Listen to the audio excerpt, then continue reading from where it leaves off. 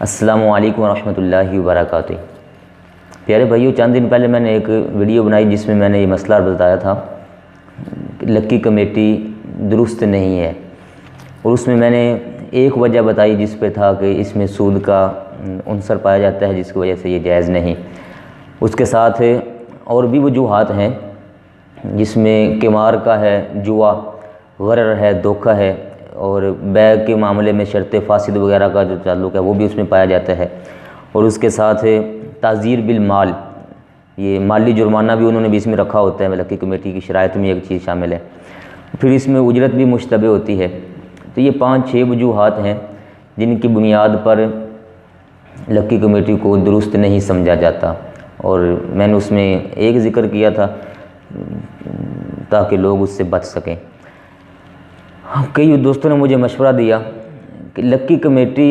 جو لوگ ڈال چکے ہیں ان کو کیا کرنا چاہیے کہ وہ اس سے بچیں، یا ڈالنے کی نیت رکھتے ہیں تو وہ کون سا طریقہ اپنائیں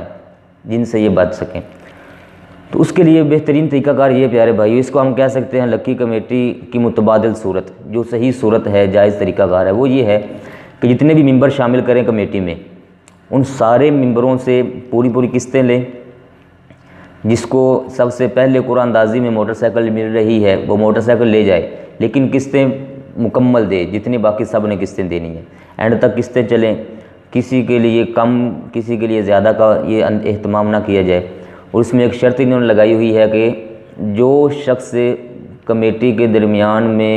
قسط نہیں دے گا، بھاگ کے چلا جائے گا، اس کا جو مال ہے وہ ضبط کر لیا جائے گا۔ یہ شرط جو ہے اس کو ختم کر دینا چاہیے۔ اور جتنی بھی شرائط ہیں